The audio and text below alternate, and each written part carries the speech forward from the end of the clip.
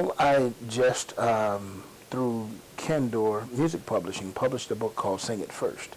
And it's a pedagogical approach to the way that I like to teach now. Something that I didn't really know or take advantage of growing up, but I heard in many different musical situations. You know, sing, the instrument is an extension of your voice. I heard that. The instrument is an extension of your voice.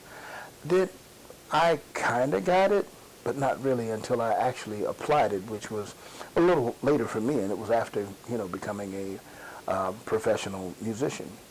And, so once I was playing with Wynton Marsalis, and I said, he was playing Cherokee or something. I said, man, how do ideas come to you that fast? And how do you think that fast? And he said, well, I'll tell you how Dizzy told me. So you put your hand to your face and you go, and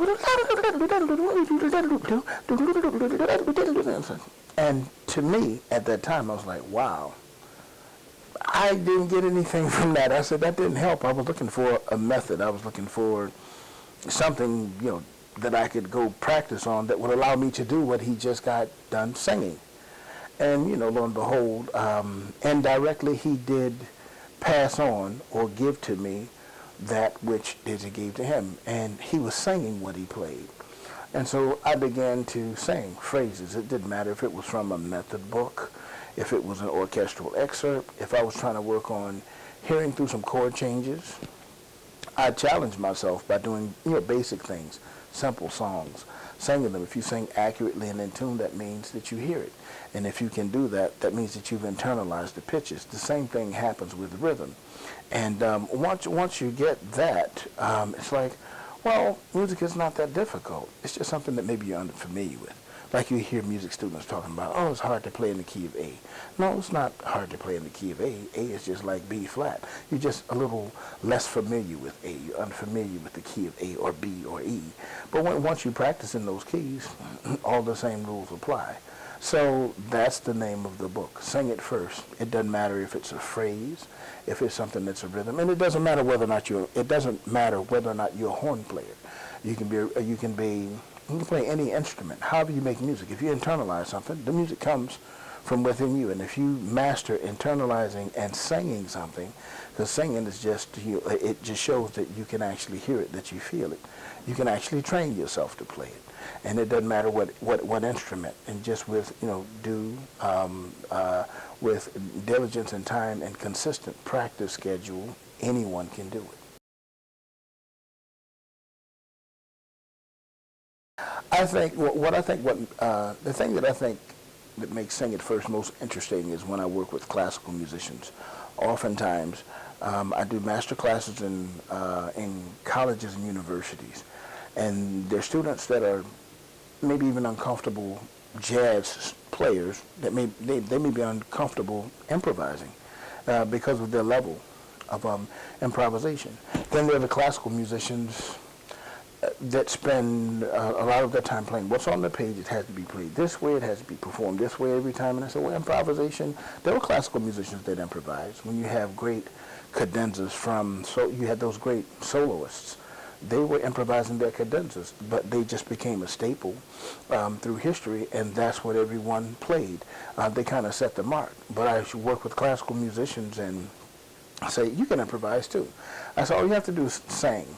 If you can sing the melody, which a lot of them can, we start with simple melodies, because complex melodies and chord changes are nothing. It's just like words. The most complex words are made up of simple words. So you take the simple concepts, and I used to have what I call the 12-step program, but it's three basic steps. And an article in a magazine, it was a book called the Brass Player's Cookbook that I first published this, and it had a much longer title, Jazz Improvisation, a singing approach to jazz improvisation, to ear training for jazz improvisation. Long title, just broken down to Sing It First now. And when I work with the classical musicians, they sing the melody, they sing the roots to the melody, and then I'll play the chord changes. And it's important to do everything slowly, just like you learn to walk. No one started out running. And when they get this, and then I just tell them, tonight I'm going to play the chord changes really slow, and I'll take a tune like All the Things You Are. And they sing, and they find that when they begin to sing, they may feel and sound a little uncomfortable with their voice. And I said, no, just go ahead and sing out. Pretend no one's here. And it's the most natural thing that you have. You don't have to take your voice out of the case.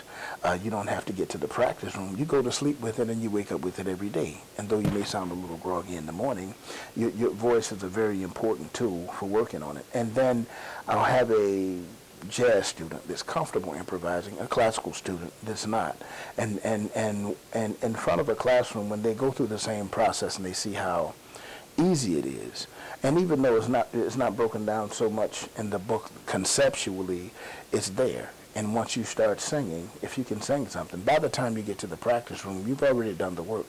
Now it's just getting the mechanics in place with the chops, the positions, the fingering, and that kind of thing.